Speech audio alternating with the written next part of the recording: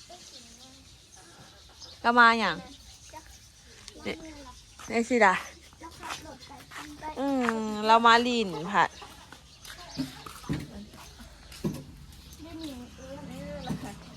แม่ผัดไป คำเบนิงเอิญลาว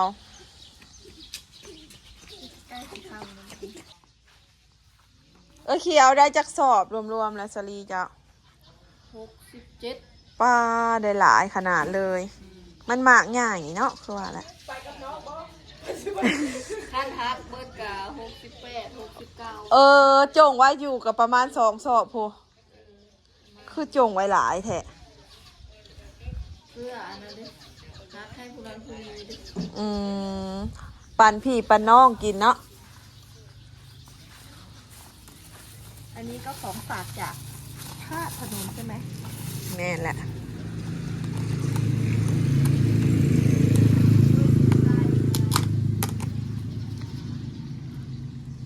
1 แถม 1 อันละ29 บาทปกติกับบ่ได้แถมบางมือค่ะว่านี่ก็ออกไปฮักสลีซอยเขาบ่ ไปเป็นแบบซัน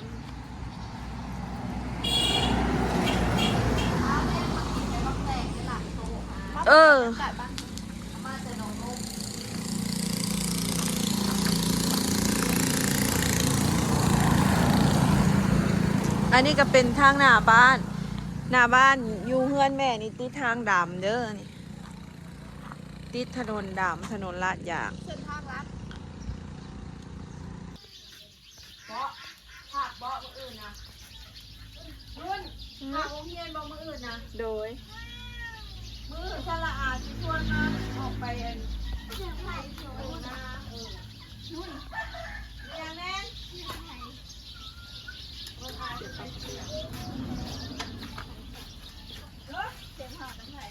แตกกระตาบบ่บ่ได้เก่ากระดอยิง เนี่ยเจออันนั้นเนาะ เบิ่งอยู่นี่น้องยิงอะนะน้องปิงอะนะน่ะ เอามาเบิ่งดูคือกันอยู่บ่นี่หลานนี่ คือกันอยู่บ่ทุกคนคอมเมนต์มาหน่อยเด้อ เอานั่งเรียนแล้วเพื่อนเลยอะไรอยู่ ไก่นอน ไม่อินโทรเวิร์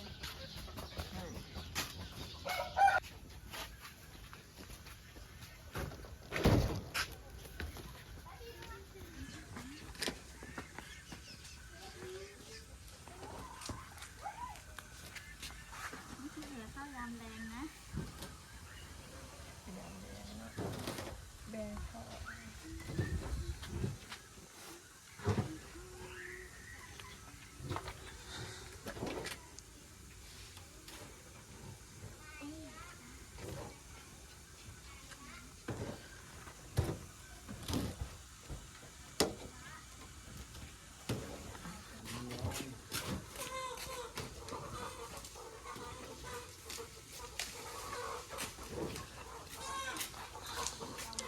นึ่งข้าวล้างถ้วยแล้วอัน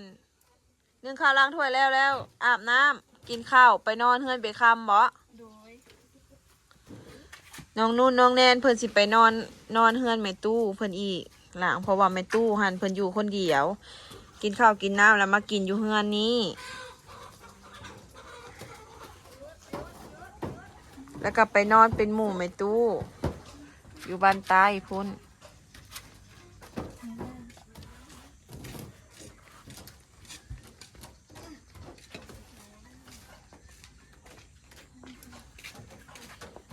รุ่นบันมันกับรุ่นบัน อะไร นี่ ยังรุ่นหนึ่ง คือใกล้ท้ายแล้วบอก ตอนนี้พักแล้วเนาะ หน้า อีกวังเดือนนี้เนาะฮอดบ่ สิปลูก เออ เหลืองนี่แหละ คอยสิมาปลูกซอยบัดเจ้าปลูกเจ้าโทรหาเด้อ ปลูกวันพฤหัสเอาจังนะ เป็นมากลก จังเป็นมากเด้อคือชุดนี้บ่น้ำใสหมานขนาดเลยตั้งแต่ปลูกสาลีมากับชุดนี้บ่ได้หลายกว่าหมู่นะ มาพูดได้เพิ่นใหม่ๆนี่เด้ เออ ตอนได้สอบละ400,000ทันที เจ้าเคยขายได้ฮอตสอบละ400,000ผู้ป้า ซาลี่เนี่ยเป็นราคาแห้งตอนนี้นะสอบละ300,000ปลายเนาะขายสุดนี่แต่ว่ามันได้หลายเดี๋ยว60 กว่าสอบ สาวยุ่มดังแม่เดือนแล้ววันนี้ แล้วละ โดยจะเห็ดหยัง พอสิมากินข้าวอยู่พี่ แต่ว่าคือสิบ่ได้กินดอกมื้อหน้าจังสิมาใหม่ก็สำหรับคลิปนี้ก็สิขอฝากไว้สำนี้ก่อนเด้อคลิปหน้าพอกันใหม่อย่าลืมกดไลค์กดแชร์ซ่องมิวมิวสาวล่าคำมวนแหน่เด้อขอบใจขอขอบใจบ๊ายบาย ใจ